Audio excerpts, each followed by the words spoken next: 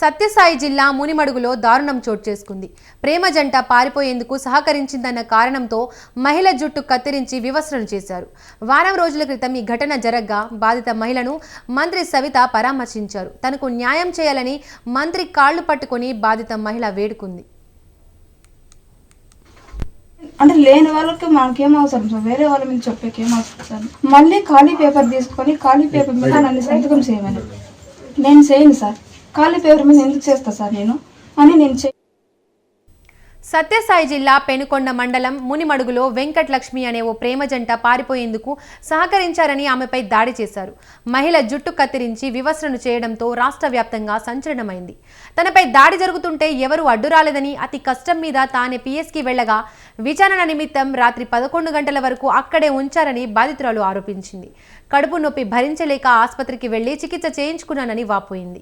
బాధిత కుటుంబాన్ని పరామర్శించిన మంత్రి సవిత మహిళలపై అఘాయిత్యాలకు పాల్పడితే వారు ఎంతటి వారైనా ఉపేక్షించేది లేదన్నారు. గ్రామాల్లో ఇలాంటి ఘటనలు జరుగుతుంటే స్థానికులు స్పందించాల్సిన అవసరం ఎంతైనా ఉందని అన్నారు. ఇప్పటికే 11 మందిని అరెస్టు చేసి రిమాండ్కు పంపామన్నారు. మిగిలిన వారిని కూడా పోలీసులు అరెస్టు చేసి రిమాండ్కి పంపుతారని అన్నారు. వచ్చిన వాళ్ళు చెప్పు, అంటే లేని వాళ్ళకి మనకేం అవసరం సార్, వేరే వాళ్ళ మీద చెప్పేకేం అవసరం సార్. మళ్ళీ ఖాళీ పేపర్ తీసుకొని ఖాళీ పేపర్ మీద నన్ను సంతకం చేయమని నేను చేయను సార్. ఖాళీ పేపర్ మీద ఎందుకు చేస్తా సార్ నేను చేయకోకుండా మీరు చేస్తే చేయండి, లేకపోతే లేదు, నేను చచ్చిపోతానని వెళ్ళొస్తుంటే అప్పుడు మళ్ళీ వెనక్కి పిలిచి 11 మంది మీద మాత్రమే చేసినారు సార్ కేసు.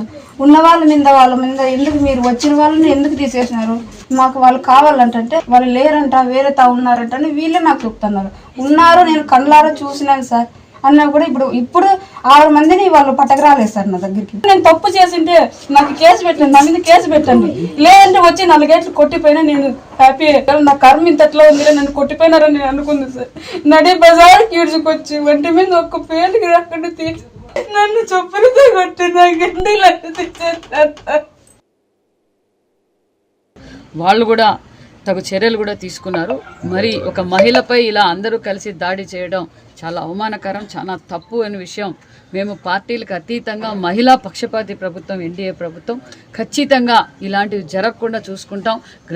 గ్రామస్తులందరికీ తెలియజేసేది ఒక మహిళపై దాడి చేస్తున్నప్పుడు అందరూ అది తప్ప రైట్ అనేది మళ్ళీ కానీ ఒక మహిళని ఒంటరి మహిళని చేసి ఇలా కొట్టడం, ఇలాంటి ఎంటికలు కట్ చేయడం, అసభ్యకరంగా ప్రవర్తించడం చాలా తప్పు. మరి ఇలాంటివి జరగకుండా కూడా పోలీసులకు కూడా ఇన్స్ట్రక్షన్స్ ఇచ్చాం. వాళ్ళపై కూడా తగు చర్యలు తీసుకున్నారు. ఆల్రెడీ 11 మంది రిమాండ్కి కూడా పోయారు.